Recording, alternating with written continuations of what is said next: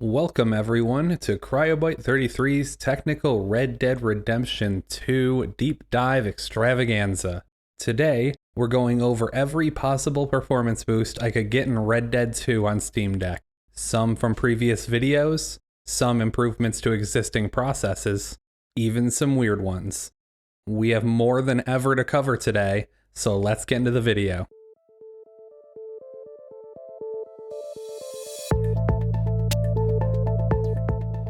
But first, a bit of news, and there's only one bit today. I have a Patreon now. I was originally only going to stick to YouTube memberships, but several viewers asked if you could support me on Patreon instead. Patreon has a really good membership structure, so I think I was able to start with some cool perks if you end up supporting me. Some of them are a patron shout out in each video, behind the scenes content, exclusive voting on future content, priority content requests, and a monthly patron-only live stream. Also, you get to support me doing this. I spent more than 20 hours on just benchmarking in this video, so every little bit will help me get more equipment and make this channel better. All tiers of supporter will have their names read off at the end of each video, so you can be part of this channel's history. If you decide to support me on Patreon, the link is in the video description below. Just as a heads up, I'm thinking of more ways to reward you in the future, and I have some ideas. One idea that was recommended to me by the viewer named The 100 Ways that I think would be really cool is a custom Steam Deck boot video. So let me know if that's something you'd be interested in down in the comments. With that out of the way, let's talk benchmarks. As usual, if you just want the presets and don't care about how I got there, then use the chapters to skip to the preset section later in the video. So, the first thing that I needed to do was verify that the built-in benchmark could be trusted. In order to do this, I ran a full suite of tests in the benchmark, and then I also did a lap around Strawberry during the day. Unfortunately for me, the built-in benchmark is off by 7 to 19%. In my initial review of Red Dead, I had assumed that Rockstar verified the benchmark is accurate, but it appears that it is by no means a realistic portrayal of game performance.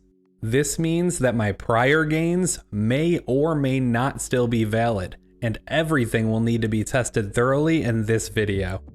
Before moving on to how I actually performed the benchmarks, I wanted to show the actual graph of the results here. I truncated it slightly to make it easier to read, but you can see that performance differs significantly even during the harder to run parts of the built-in benchmark. Going on this, I decided to run this lap around Strawberry for each benchmark. It contains enough AI, water, foliage, and geometry to be a realistic depiction of the worst gameplay that Red Dead can throw at you. I briefly tested the same settings in the wilderness around Horseshoe Overlook and also in the dense city of Saint Denis. The wilderness usually gained 3 to 4 frames over Strawberry, and Saint Denis usually lost about 2 frames. So I'm fairly confident that my testing nails the average frame rate of the game. As for what I call the presets, they're just certain points on the quality preset level bar. Low is the far left of the bar, medium is the first tick of the bar marked as balanced, high is the first tick of the bar marked as favor quality, and ultra is the far right of the bar. Unless otherwise specified, I made no changes to any settings and I played at the native resolution. As always, let's start out with a baseline. This is stock in every way, and as we can see, it follows an expected curve. Nothing to write home about, but the only absolute unplayable preset is Ultra. Moving on to identifying the bottleneck, and we can see that in general, CPU use is higher on lower presets. That makes sense given the higher frame rates. Looking at the GPU core clock, we can see that Ultra is the only one really stressing the GPU too much. We might be able to get a boost out of pinning the GPU clock, so we'll have to test that later. On default, the VRAM is pretty much saturated on all settings, so the VRAM fix might help, but we'll also need to check that later. The RAM usage is pretty high across the board, but never seems to be maxed out. This means that the swap fix could help, but likely only in CPU-bound scenarios, or if the GPU is hogging a ton of memory. With us finding that nearly anything could give us a little bit of performance, let's move on to 4 gigs of VRAM. The next few fixes will be taken from my Easy Performance Boosts video, so please go check that out if you want to know how to perform them or how they work. This is officially the first time on the channel that expanding VRAM to 4 gigs is worse than default. And by worse, I mean horrible. I reverted my deck back to SteamOS 3.3.1 with the recovery ISO I had on hand, and I applied my swap fix as a test to see if it has always been an issue. And it's definitely new in 3.3.2. It seems that the fix they implemented to fix Red Dead in the latest release is causing the VRAM expansion to harm performance aggressively. Let's briefly look into why it's worse though. The first thing that jumped out at me is this graph.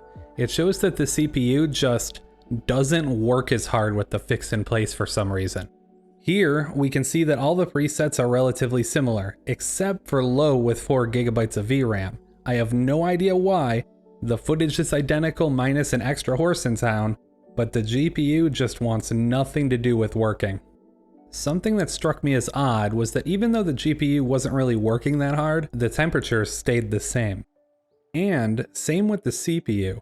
Neither seemed to drop significantly in temperature, but they only worked a fraction as hard. Especially odd is this graph, where we can see that the GPU is sipping only 2 watts of power with the 4 GB of VRAM setting, yet still getting similar temperatures. Moving on a bit to see if we can find the bottleneck, it looks like we're using basically all of the VRAM we can get, so we think that that would benefit performance. But despite that, the GPU is only consuming 4 gigs of memory, the CPU is only using 8 to 9 gigs for a total of 12 to 13 gigs. I spun the game up in desktop mode so I could use a system-wide memory monitor and confirm that there's usually 2 or 3 gigs of RAM free at any time while using 4 gigs of VRAM for some reason. So, what's happening here? If you're subscribed and saw my community post this week, then you likely already know. As of the latest SteamOS update, using 1 GB of VRAM will actually force Red Dead to use up to 6 GB of VRAM instead of the normal 8 GB. Setting the VRAM to any other value in BIOS causes the VRAM to be 100% locked to that value instead, not allowing for expansion past what's supposed to be the minimum. This means that you can either choose to have up to 6 GB of VRAM or a locked value at 4 GB or lower. No wonder why the GPU couldn't work. The game isn't feeding it anything to work on. I'm not sure about you, but I 100% classify this as a bug. As it stands, we can't effectively use all 8 GB of possible VRAM, and we can't even specify a minimum. Unfortunately, this rules pretty much anything out to do with the VRAM fix, so we're gonna have to move on to some other deck tweaks that might be able to net us a few more frames. Moving on to the swap fix, also showcased in my Easy Performance Boosts video. I set my swap file to 16 gigs, my VRAM back to 1 gig, and ran the tests again. We can see that the results are 5% worse on low and 72% lower on the high preset. That is massive, but it shows that the issue is probably the amount of swapping going on. Editing Kyle here. The high preset being so low actually seems to be something else that I mentioned later in the video. It's just an extremely busy scene and is kind of a red herring here, but we're gonna move on anyway because the end result is the same. Alright, back to the show. We'll tinker with this in a bit, but let's have a little fun and see how bad both fixes are together. No surprises here. Both fixes together are held back by the VRAM tweak, getting very similar results to the VRAM tweak alone. This reaffirms that the issue is the bug I found earlier. Alright, so it's time to go over something I've gotten a lot of questions about. As a matter of fact, it was one of the very first things brought up in the repo for the swap fix.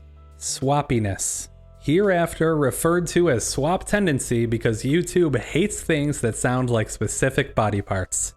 So what is swap tendency? Well, it's how eager the Linux kernel is to put the data into swap rather than RAM on a scale of 0 to 100.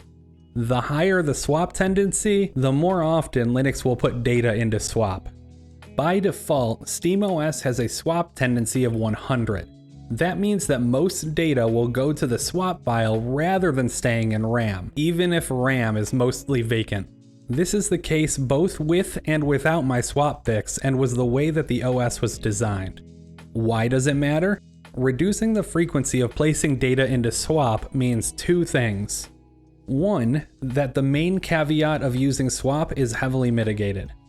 If we only write to swap when the memory is completely exhausted, it will heavily reduce the wear on your SSD.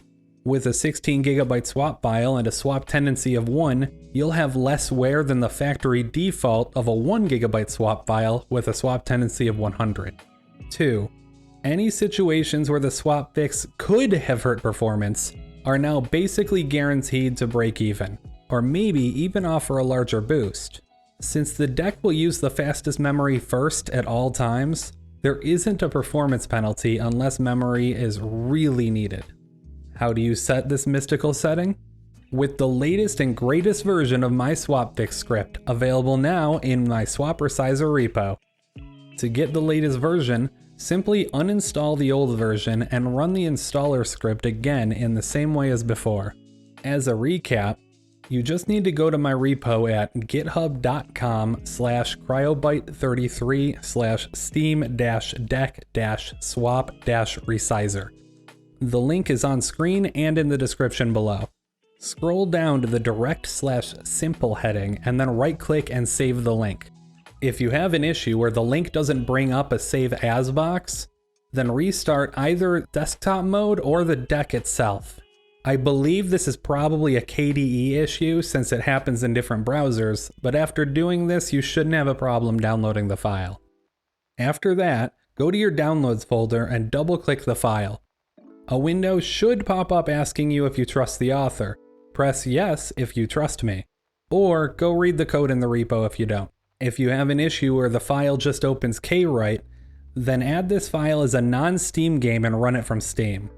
I think this is another KDE issue, but have not been able to replicate it myself. Now, we should be past any potential issues with KDE.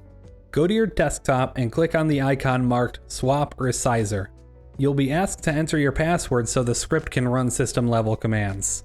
To clarify, it wants the password you set with the PASSWD command, so make sure that it's set. Enter your password and you'll be asked if you consent with a disclaimer. Read it and either accept or deny. Here's where the script updates come in. Now you'll be asked if you want to resize the swap file. If you haven't already done so, you can do so now. If you've already used my script in the past, you can press no and continue. Regardless of whether you resize the file or skip it, the next prompt will ask you if you want to change the swap tendency. I recommend that every person who has used my script updates for this step alone. Press yes and select a value. In general, lower is better with 1 being the best choice, but you may want to experiment with different values, so I left it up to you. After you choose a value, press OK and you're all set. The window will disappear and you're ready to go. Since the last video, I also updated a few other things. The script now supports BTRFS, or BetterFS or ButterFS depending on who you ask. Several errors were fixed, and there shouldn't be any more crazy terminal output during execution. I'm pretty sure that was a Zenity bug. And a really quick shout out to ProtoSam for giving me most of the code used to do this. I just had to rearrange it to fit in. In general, the latest version is more stable and better than ever before, so please get it. Okay, on to the results of the updated fix. And here you can see why I made such a big deal about adjusting the swap tendency in addition to using the fix itself. It completely negates the negative performance impact of using the swap fix alone in certain situations. In short, this is as close to download more RAM as you can get, at least in 2022. And we're not done yet. Let's look at what happens to the high preset when comparing to the default. We gain 18% on the 0.1% lows with this fix. That translated directly to much smoother gameplay, especially when whipping the camera around. Lastly for this section, let's look at the overall memory usage. As we can see, the version with a swap tendency of 1 undercut even default gameplay. To me, that means that the deck was using the swap file for its intended use, to keep data close at hand that isn't immediately needed. Next, I wanted to try a few of the advanced options in the settings XML at the location on screen, things that aren't visible in the game menu. These are transfer queues and async compute. I enabled both of them and used the flag -CPU load rebalancing, now on screen, to use Red Dead's optional CPU scheduler. Here, we can see that the low preset took a 2-frame hit across the board, and that's consistent with what I experienced in game. As for the high preset, we ended up with a 24% bonus to 0.1% lows. I looked into this 0.1% low on the high preset without these tweaks a bit more, because I was curious about the discrepancy. And it seems that the town was especially busy during this run. There were 3 carts and 2 riders on screen at the same time. With that in mind, I think the difference between the 2 high presets is lower than 24% on average, but I wanted to make sure I was transparent with all of my findings. Obviously, 0.1% lows are hard to notice by definition, but it did feel like the gameplay was smoother, especially around the water. Something interesting of note is that when using these tweaks, the CPU works a little bit harder and the GPU works a little bit less. You can see that the CPU load tends to be a little higher for the duration of the run, likely due to the new scheduler. Other than that, there's not much to say about these tweaks. They're not too difficult to implement, but they only really benefit higher presets and only marginally. Next, I tried pinning the GPU at 1600 MHz using the deck overlay. Ignoring the same 0.1% lows on the high preset as the previous section, we can see that the performance is lower across the board. Looking at the CPU utilization, we can see why the performance is worse. It's getting starved for voltage by the GPU. Unfortunately, this means that pinning won't be getting us any frames today. Okay, so this next one is a little different. I did 2 things. First, I cranked the fan to 100% using the Fantastic plugin on Decky. And second, I used a custom game mode config file. The game mode config did the following. It disabled the iGPU power threshold, although I'm not sure if that applies to the Steam Deck. It applied dangerous GPU optimizations, and it set the AMD GPU performance level to high. Using this, I was hoping we'd see a performance lift by giving the GPU a little headroom. Did it work? Unfortunately, no. The lows are a mixed bag, and the averages are within margin of error. On top of that, the fan was very loud, and the gameplay felt basically the same. So let's keep moving. For our last series of tests, I wanted to see what the best performance possible was. Red Dead's settings menu won't lower much past 720p, so I lowered the resolution in the game's properties to 1024 by 640. Last, I put the settings to the lowest, disabled screen space ambient occlusion, and set the in-game FSR to performance. Note that if you do this and use the settings menu to press apply while in the lower resolution, the game will grow larger than the screen and make it very hard to do anything else. I had to apply the settings, confirm, and find my way to exit game without being able to see the whole screen. Then, on the next game boot up, the settings were applied and the resolution was back to what I set. So, what were the results? 13% higher averages, with the 97th percentile actually breaking 60 FPS. The lows were entirely in the busiest part of Strawberry, one of the lowest frame rates the game can give you. Meanwhile, while riding around in the wilderness, even right outside Strawberry where there's a lot of vegetation, the FPS count is in the mid to high 50s, routinely tapping 60 FPS.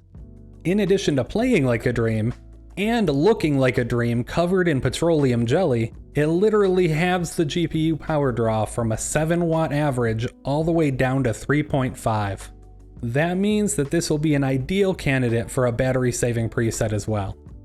Moving on, I didn't want this video to be triple the length, so here are some other things I tried but didn't fit without making this video a short docu-series. Using DirectX 12 mode instead of Vulkan caused crashes on launch and/or when changing the settings in-game. Downgrading to an earlier version of Proton, both 6 and 7, caused difficult Rockstar launcher issues and then identical performance. ZRAM had identical performance.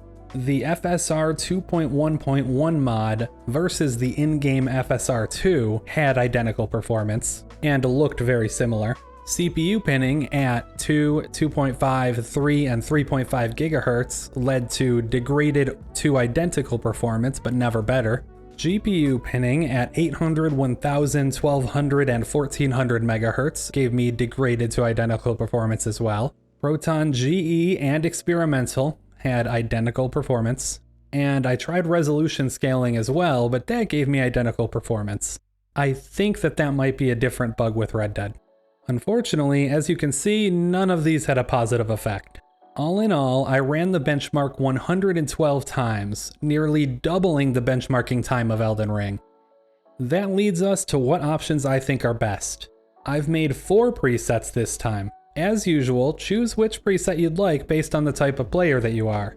And as a quick note, all battery testing was done at 75% brightness. The first preset is the battery saver preset that I just hinted at a minute ago.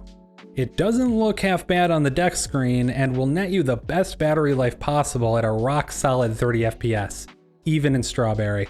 If you want to play on planes, trains, and automobiles without running out of juice, then use these options. 1 GB of VRAM, swap fix with swap tendency set to 1, in-game use the lowest preset and set FSR to performance. In the game properties, set the resolution to 1024 by 640, and in the deck overlay, enable half-rate shading, cap your FPS at 30, and set a TDP limit of 6 watts. The total playtime for this preset was 2 hours and 59 minutes. Next up is what I call the fast preset, for those who want the smoothest gameplay possible. Most situations will give you a very respectable, if not 60 frame rate. In larger towns, there can be dips into the 40s, but this is the smoothest you can get on the deck as it currently stands. If you prefer quantity of frames over quality, then use these settings. 1 GB of VRAM and the swap fix with a swap tendency set to 1. In-game, use the lowest preset and set FSR to performance. In the game properties, use a resolution of 1024 by 640. And in the deck overlay, either uncap the FPS or cap it at 60. The total playtime for this preset is 2 hours and 12 minutes. As usual, my capture setup cannot currently record 40 Hz, so this footage is to show you what it looks like and not be an accurate portrayal of frame pacing. This is what I consider to be the best balance of settings, and therefore the recommended preset.